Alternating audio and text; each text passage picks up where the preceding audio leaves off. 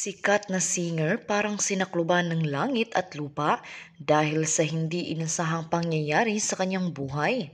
Alamin ang buong detalye kaya tumutok lang dito sa Get in Touch.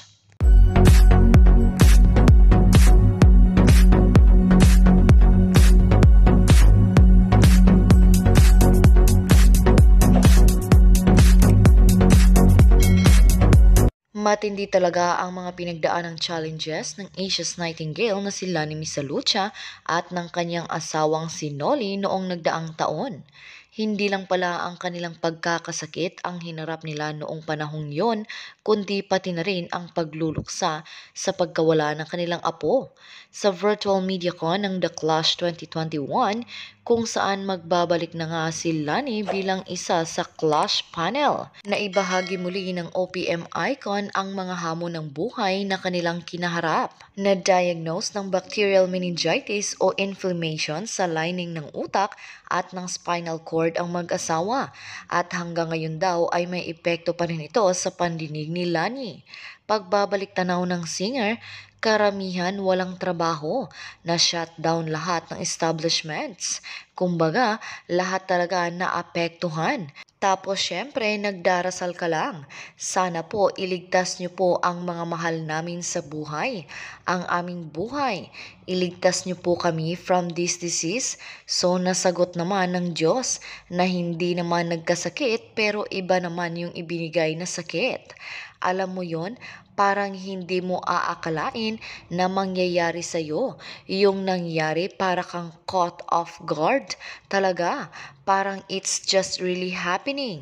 Pahayag ni Lani. Inamin din niya na dahil sa bacterial meningitis ay maaaring mawala ng tuluyan ang kanyang pandinig sa kanang tainga. Since mag-anniversary na kami ng husband ko next month, since ma-ospital, 1 year na, parang mukhang permanent na yung damage kasi sabi nila at least half a year dapat meron ng improvement o changes. May nakita kaming changes pero yung changes nag-worsen. So yun ang nangyari, syempre. Hindi balance yung pandinig ko. So wala na ring balance sa brain mo.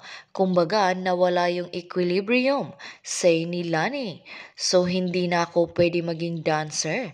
So yun, pa naman ang isang forte ko, ang pagsayaw, so hindi na ako makakasabay kay Raver Cruz, aniya pa. Patuloy pa niya, actually prior pa yung noong nagkasakit kami ng husband ko. Talagang pareho kaming na-hospitalize because of the bacterial meningitis. Just a month earlier, na triple bypass siya. Out of nowhere na hindi ko akalain na mangyayari. So parang heart attack? Napaka-metikuloso niya sa kanyang health. So alam mo yung mga ganoong bagay na sunod-sunod, triple bypass in August, bacterial meningitis ng October. Sabi pa ng judge ng The Clash. Kasunod nito, naging emotional na siya nang magkwento tungkol sa pagkawala ng kanyang apo. And then, I lost a grandson. Parang yung mga ganoon ba na, sige, bring it on. Alam mo yon na parang walang panama yung sakit. Sa totoo lang, hindi mo talaga maintindihan yung makita mo yung agony ng anak ko na hawak-hawak niya yung lifeless son niya. Yan talaga ang di ko matitake na makita ko na they were in the hospital and then magka-video call kami. Yun talaga. Okay na sa akin yung nagkasakit kami, nakayanan namin yon, nalagpasan namin yon. Yung image sa akin na hindi ko mabura sa utak ko, yung my daughter is in a hospital bed and she has her son in her arms na wala na. Maluhaluhang pahayag ni Lani sa panayam ng GMA Network. So ang tanong ko, paano ka magko-cope sa mga ganoong pangyayari na might as well accept it, di ba? You cannot blame anyone and you cannot even ask God why all are this happening. I guess all of these are happening because it has to and it has a reason behind all this. And we're gonna find the reason why Pero ang pinakakilang natin is acceptance and just rely on God's purpose for you. And siguro ang pinaka natutunan ko na lang is to use it as something that would make you stronger. Aniya pa. Samantala, muli ngang makakasama ni Lani sa bagong season ng The Clash, sina Ai de las Alas at Christian Bautista bilang mga judge. Magsisimula na ang panibagong kabugan at matitinding showdown sa The Clash 2021 ngayong October 2 sa GMA 7. May mga bagay talaga na hindi natin hawak ang mga pangyayari. Ang Panginoon lang ang siyang may alam kung ano ang ating hinaharap at mangyayari sa atin. Malaki talaga ang sakit na ating mararamdaman kung ang isa sa mahal natin sa buhay ay mawala, lalo na kung ang tao na yan ay ang ating pinakamamahal sa lahat. Pero kahit ganun pa man, ay kailangan na lang nating tanggapin ang bagay na iyan dahil alam ng Diyos ang lahat. At may purpose ang Diyos kung bakit nangyari ang bagay na iyan sa ating buhay. Manalangin na lang na sana ay maging maayos ang lahat at mawala ang sakit na nararamdaman natin. Hilumin ng Panginoon ang mga sakit na ating nararamdaman at makamove on na sa lahat ng masasakit na pangyayari. Condolence kay Miss Lani sa pagkawala ng apo at sana ay gumaling na siya sa kanyang nararamdaman ngayon. God bless Miss Lani Misalucha.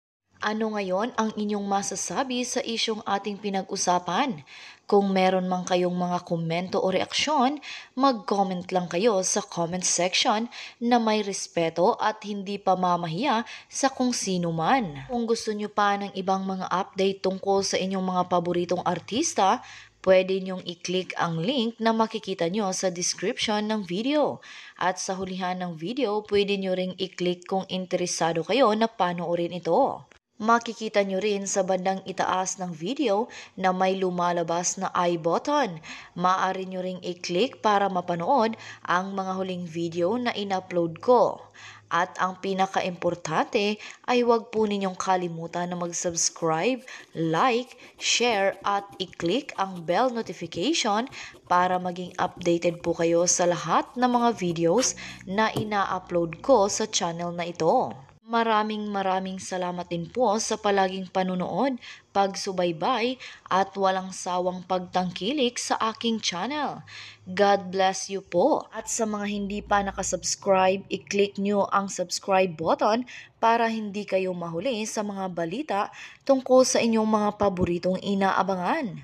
Hanggang sa susunod kong upload.